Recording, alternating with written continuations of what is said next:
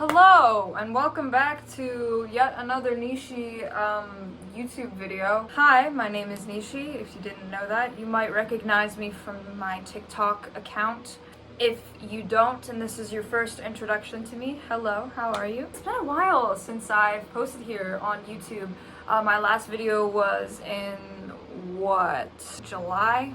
The last video that I posted, which if you haven't seen, by the way, you can go watch that if you want. I'll leave a link to it in the description. That video was a review of a book called Falling in Love in Korea, which had gotten pretty popular within the Stay fandom for the fact that the author heavily promoted the fact that one of the characters in the book was heavily inspired by Chan. Anyways, I'm back at it again with another book review because this book has been on my radar for quite a while. It gained a little bit of attention in the Stay fandom. I don't think that many people know about it though. When I read the original description of this book, I knew immediately that I had to read this book.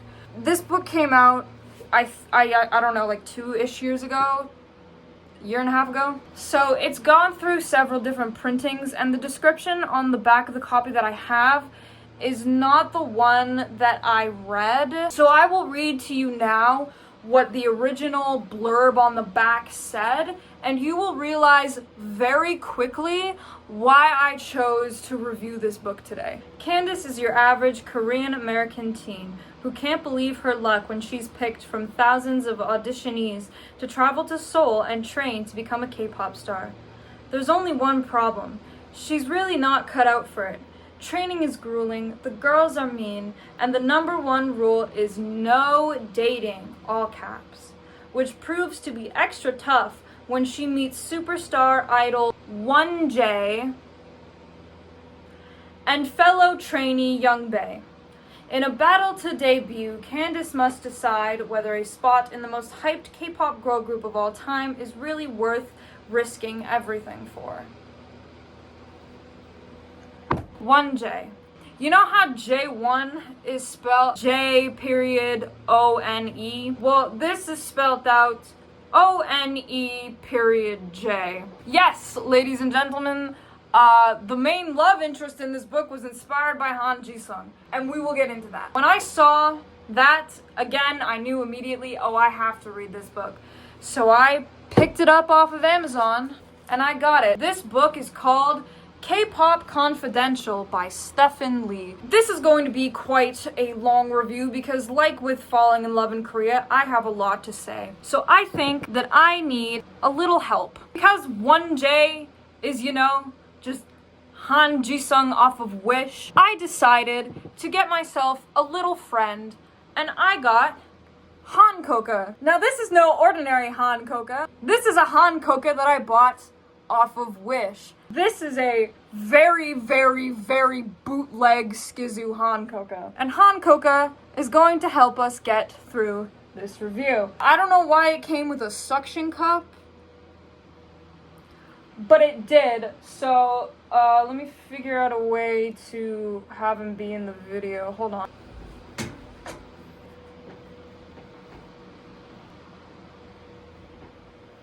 Does that work? Can we see the bootleg Hankoka? Should I bring it closer?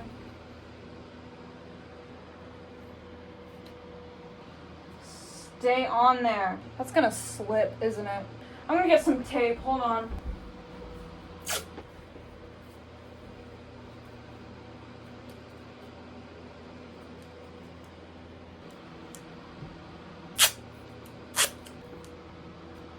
That should work, right? A little.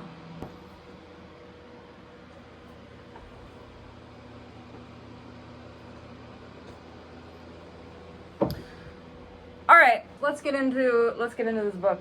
아가리 가다 냄새 나니까 전부 뒤로 빠져 빨리 싸그리 취업한 정리에 비켜다 패션 adrenaline. So this book starts out with this girl named Candace Park. She is a 15-year-old girl that lives in the state of New Jersey. She is in an orchestra. She plays the viola, which is like the lame version of a violin, and she hates being in orchestra. Her true passion is singing, but her parents won't let her do that because they think it's stupid and like a waste of a career. The book officially kicks off with Candace and her two friends hanging out at her house, and they are watching YouTube videos. Her two friends are very big K-pop fans.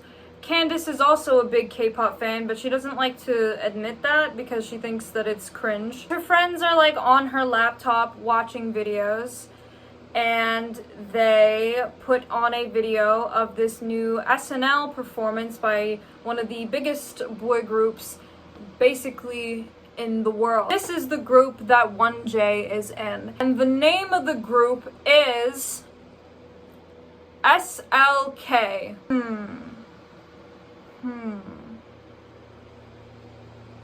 What do you think about that, Han Coco? Good talk. I love SLK, says Ethan as the host, Jennifer Lawrence, introduces them. Duh, what excuse for a human being wouldn't, says Imani. I shrug. I guess they're alright. Okay, this excuse for a human being. Dude, sometimes I think I'm more Korean than you are. I mean, I'm super glad that an Asian group is so popular on magazine covers and all, I say, but their music seems a little manufactured. Girl, bye, says Imani. Like American pop isn't manufactured? Anyways, each of those SLK guys can really sing and rap. One.J wrote a ton of their biggest hits himself, and that choreography is bangin'. They watch the performance on SNL, and right as the group finishes performing, it flashes an ad for their entertainment company. And the ad is basically a open global audition, because the company is trying to get female trainees to create their first ever girl group. The girl group is posed as the female version of SLK. Candace's friends peer pressure her into auditioning. Reluctantly, she agrees. She gets to the audition. Candace can play the guitar, by the way, so she decides to audition with Bad Guy by Billie Eilish. She does the audition, she plays the guitar, and she sings the song. They keep Candace on stage, and they ask to see her dancing abilities. She does probably the worst thing you can possibly imagine in this situation, and she starts like flossing and dabbing on stage, unironically. She thinks, oh my god, I just blew that audition, and yes, yeah, you probably did. Like in the real world, you probably did, because who thinks to do that for real? Somehow, she gets a call back from the company saying, yeah, we want to make you a trainee. This is like the dumbest fucking company literally ever. They make so many dumb decisions. This is just the first one. They put so much faith in her singing ability from her playing guitar and singing Billie Eilish that they're like, yeah, let's bring you in. After a lot of convincing from her parents, they do eventually let her go to Korea to start the training program. Now, immediately upon her arrival, the manager places her in what is called Team 2. Team 2 is a group of 4 other girls, that some of which have been training for 10 plus years in the company. And the manager tells her that this team is very, like, the company wants to debut this team. They say that this company has about 50 total female trainees. There are 10 teams of 5 in like groups, and the company is debating on which team that they want to debut, and they are pretty dead set on Team 2. They are like, the 4 other girls are very well rounded. They're very good at what they do. Like, they are pretty much ready to debut today. So why they chose to put Candace in this group when she has never trained a day in her life and can't dance at all? Very questionable decision. Very stupid decision on part of the company. So as she arrives in the trainee dorm, the Team 2 dorm, she meets the other 4 girls. They are named Binna, who is the leader and has been training for like 10 years, Jinju, who was probably my favorite character in the entire book, even though she didn't really do all that much. Aram, who does nothing the entire book. She's like such a filler character. And the most important of the four, Helena. Immediately upon meeting Candace, Helena hates her. Helena does not like Candace at all. The other three girls explain it as, oh, well, there was a fifth girl, but she literally just got kicked out of the company yesterday and they just replaced you. So it's kind of understandable as to why Helena is not going to take kindly to you right off the bat. So the next morning, they start their training, and the first thing that they do is, start to prepare for their monthly evaluation. They are given a dance routine to an Ariana Grande song. This is literally Candace's first time dancing for real.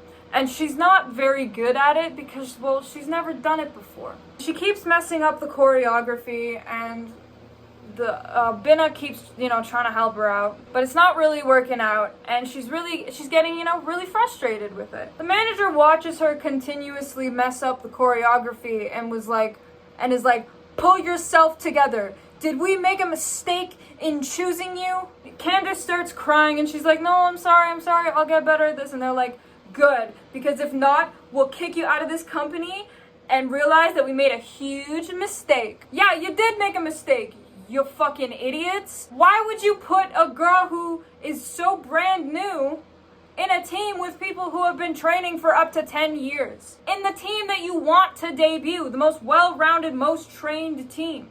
That's a stupid decision. I don't know why they didn't decide to just switch around some of the other trainees. You know what I mean? Like, you have like 48 other trainees. Just pick one of them to be in the group. You know what I mean? And also, of course she's not going to be great at dancing. It's her first day on the job. You guys saw her audition tape, didn't you? She was flossing and dabbing on stage. Of course she's gonna suck. After her dance class, she is sent to take Korean lessons. She is in this class because she doesn't really know a lot of Korean. Like, she doesn't know how to speak Korean. She can understand it and she can read it, but she's not very good at speaking it. So she's in this class with a lot of foreign trainees from different countries, and she's also in this class with Korean trainees who grew up outside of Korea. She's in this class with Helena because Helena is from California. But another American trainee that she is with in this class, his name is Youngbae, and he is from Georgia. I decided that I was going to envision Youngbae as looking like Jongin. So because I decided in my head that Youngbae was Jongin and, One.J was Hanji, I decided that with my bootleg order of Hankoka, I would get a bootleg order of Foxony. Oh my god. Wait. Look at him. They fucked my boy up. Why is it always the bootleg Foxonies that look the most bootleg? We can add Foxony here, right next to Hankoka.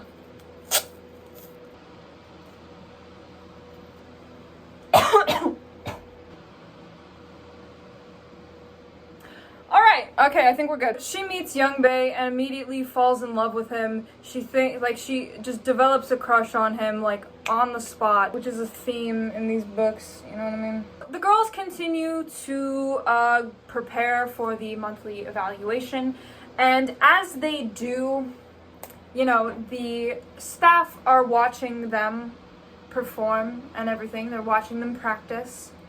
And they decide to make Candace the center for this particular dance performance. Why they decide to do that, I have no idea.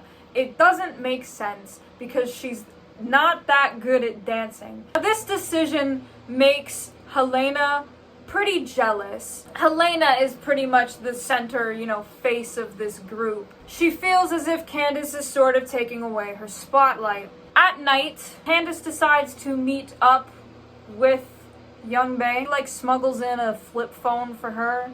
And she's so stupid that she doesn't know what a fucking flip phone is. She's like, this is ancient technology. Okay. Like, okay, thank you. She meets up with Youngbae knowing that, like, if she gets caught, she will get into so much trouble. But she doesn't really care, I guess. She doesn't care about a lot of things. The day comes for the monthly evaluation, and what do you know, in the crowd evaluating them is SLK. They are the special guests for today's evaluation. Her bias in this group is One.J, by the way. They get on stage and they're performing in front of everybody, dancing to the Ariana Grande song, and they're also singing it live. So Candace is given the high note to sing, and you know in K-pop choreographies, when a person has to do the high note, they just stand over by the side, sing the high note while the rest of the group members are dancing.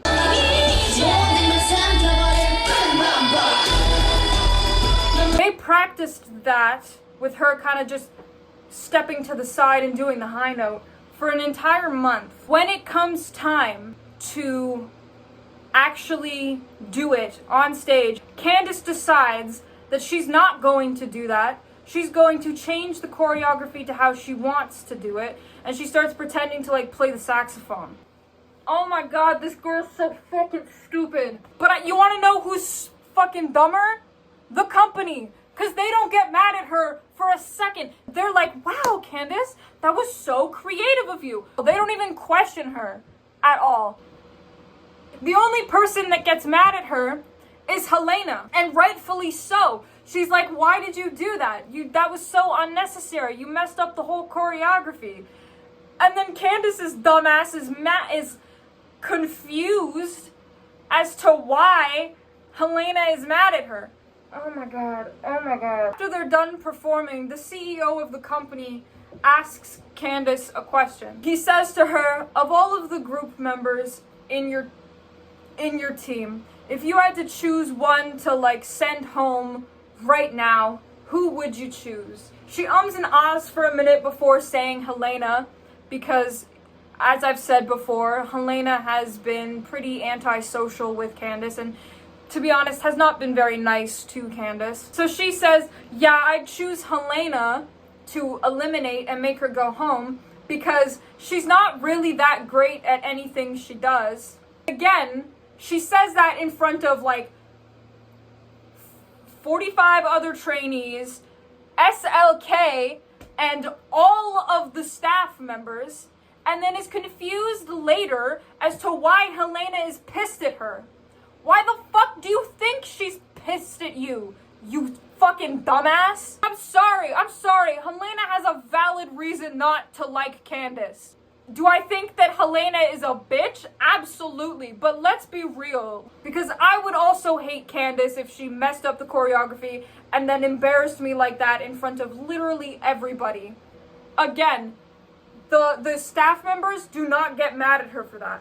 What they do end up getting mad at her for is that she uses informal Korean language with the CEO, and then their manager pulls her off the stage, brings her backstage, starts yelling at her saying like, we're kicking you out of this company, how dare you disrespect the CEO like that, pack your shit, you're going back to New Jersey.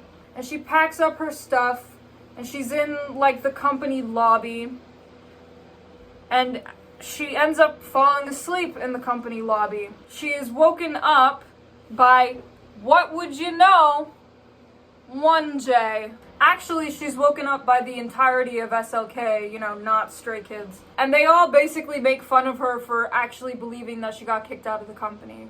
They basically tell her, yeah, no, you're actually not kicked out.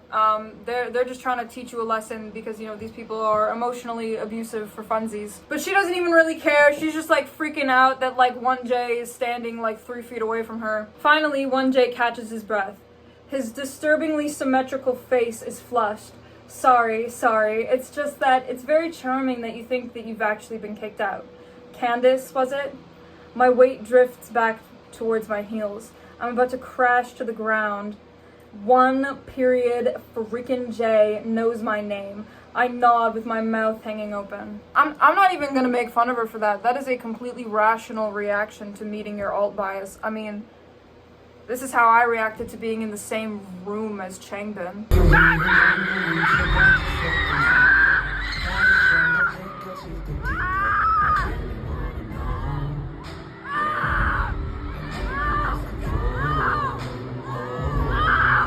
After they have that evaluation, they have the individual evaluations. Now, it's been established in the book that Candace likes to write lyrics and perform those original songs on her guitar. She wrote one song at the beginning of the book called Expectation versus the Reality. She's not good at writing lyrics. Let me read you some of these banger lyrics. Expectation. I don't do confrontation. I don't get invitations. I live in my imagination.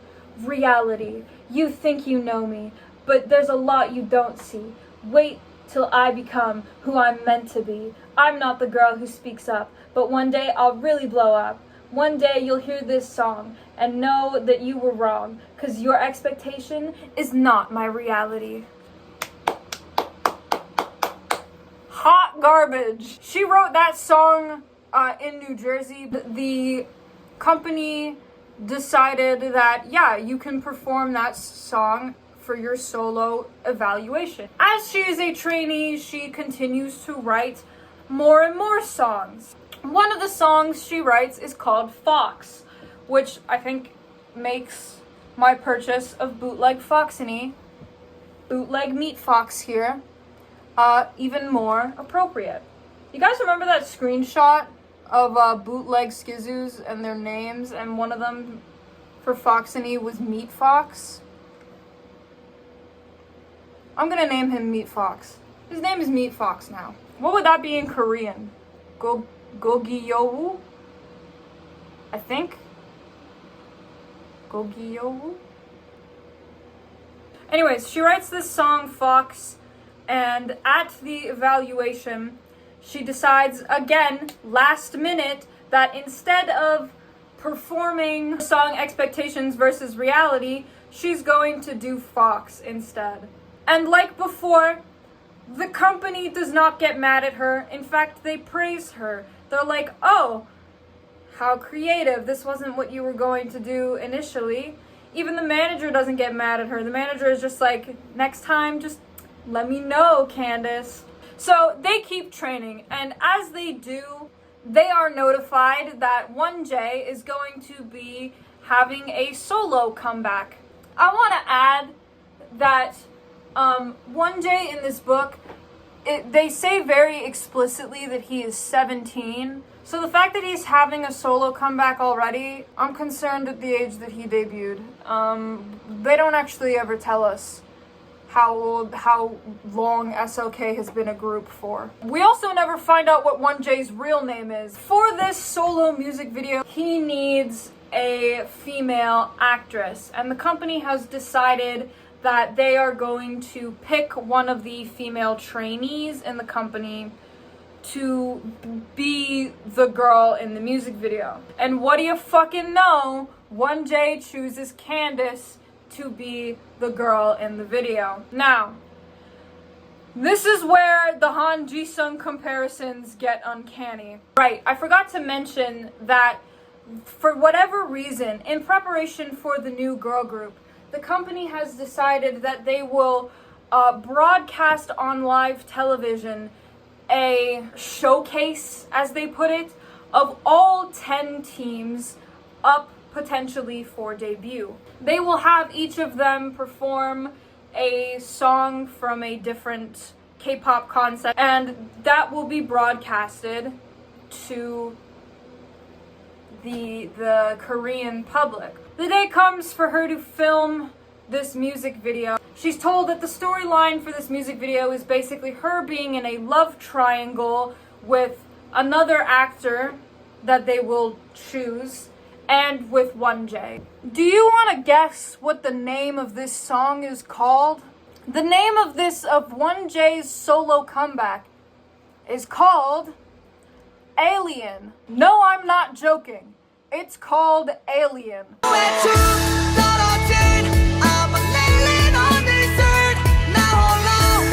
Not gonna lie, I kind of screamed when I read that.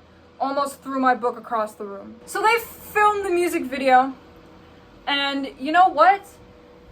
Who would have thought? It turns out that Candace is also really good at acting. She's so good at acting. She's so good at everything, except for taking things seriously. So there's a scene in the music video where she has to interact with the other person. Who do you think that they got to be the other person, the other man, the other male?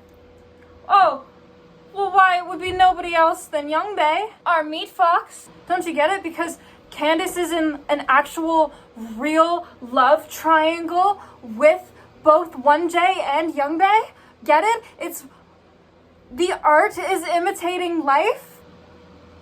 One.J decides to give Candace his number.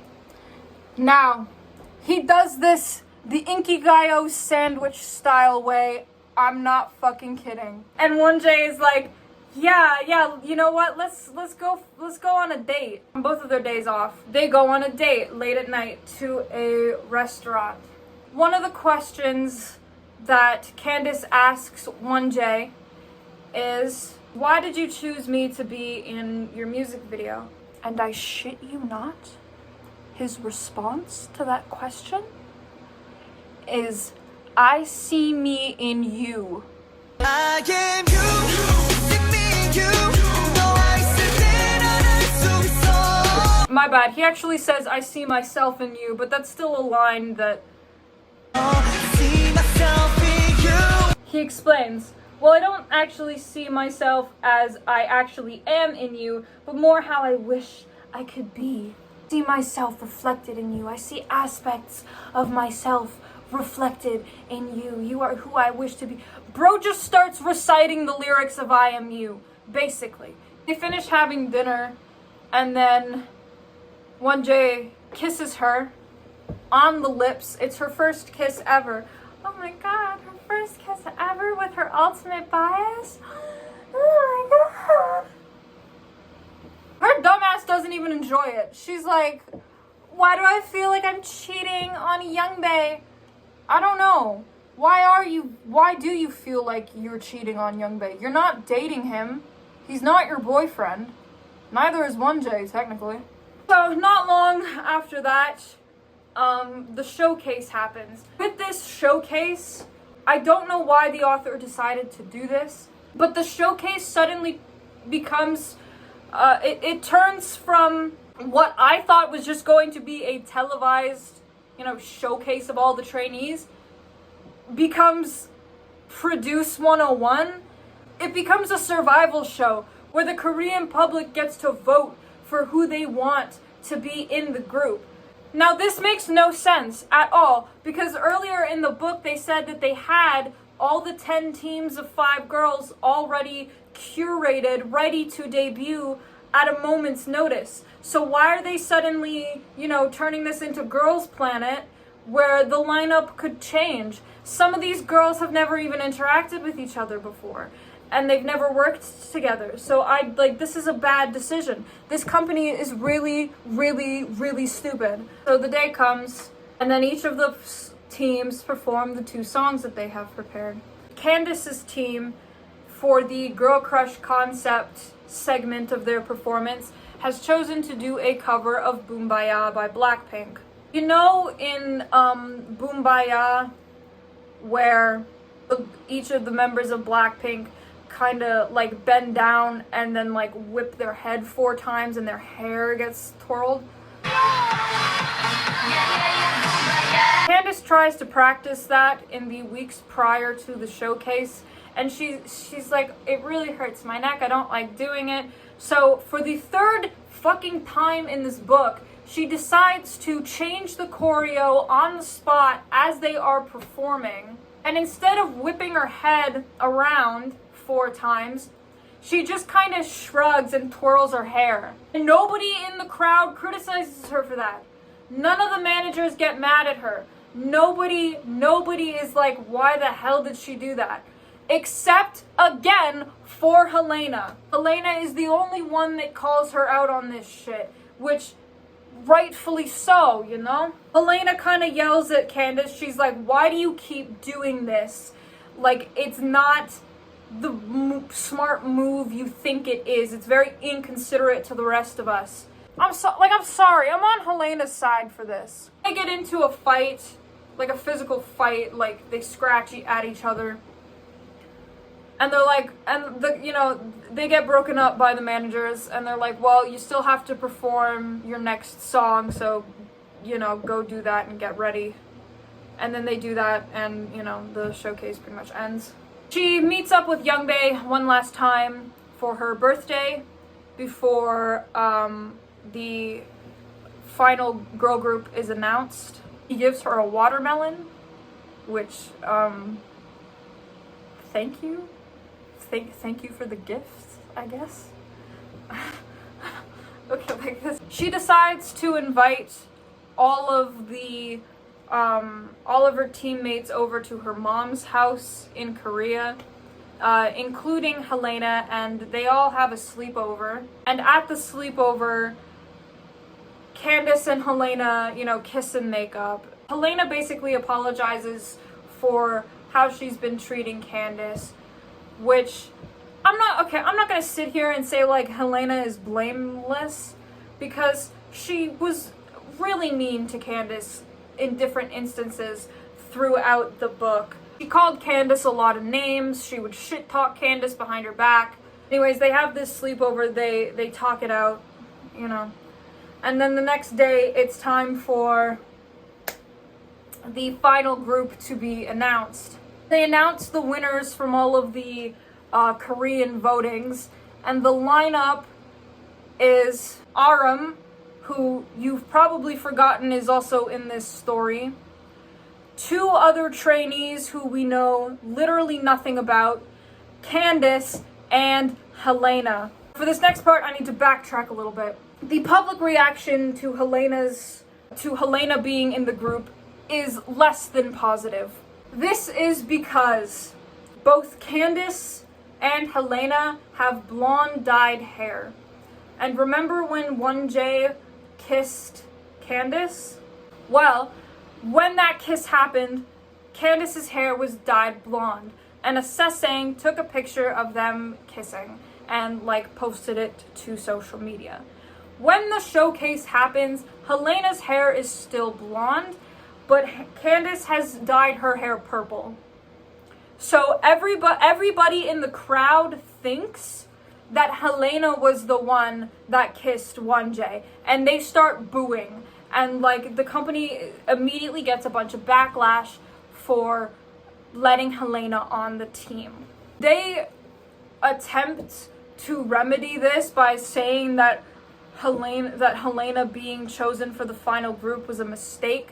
But Candace, in her girl boss power impulsiveness, decides to go out on stage and give this whole speech about how messed up the K-pop industry is, and how everybody who's booing Helena should feel ashamed.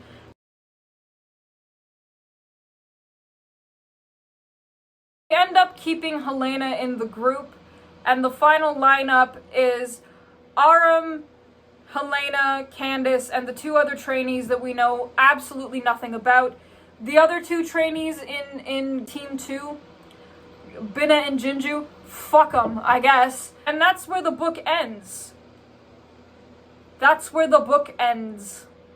This book is a huge case of grown man tries to write what he thinks a teenage girl acts like and speaks like.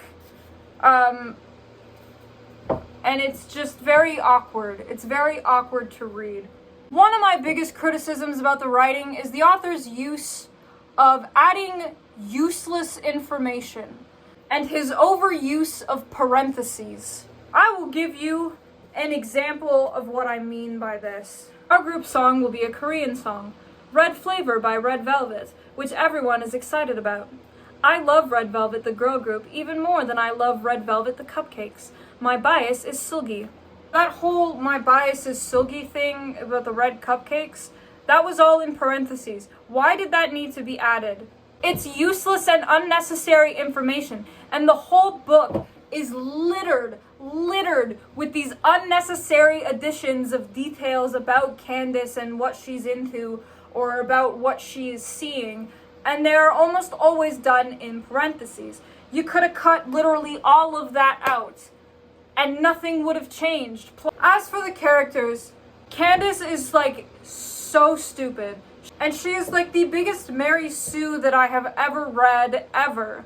She's fantastic at singing. She can play the guitar. She's in a love triangle at the age of 15. She's good at acting. She can also write music. The only thing that they don't say that she's good at is rapping. Despite the fact that the only reason why I read this book was for the character that was named One.J. He shows up very little in the book, actually. He's not in the book very much at all. Yeah, he's mentioned quite a lot of times because he is Candace's alt bias. But in terms of actual physical appearances, they're very few and far between. So if you're reading this book because you want to read about not J1, you're gonna be disappointed. Now, did I hate this book? No. There were aspects of it that I actually enjoyed. But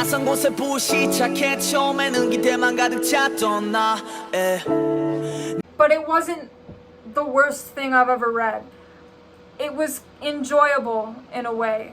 If I were to give it a rating, I'd probably give it like a 2.5 star rating. Because I think that the potential is there. But what really drags it down are the nonsensical plot points and the unnecessary details that are added in the book. I think that this book had definitely its moments. I really enjoyed the character of Jinju. I thought Jinju was the best character in the book, Bina as well. And there were definitely moments in it that were really good. I think the author of this book really does have a lot of potential to become a very good YA author. Yeah, that is pretty much everything that I have to say about this book.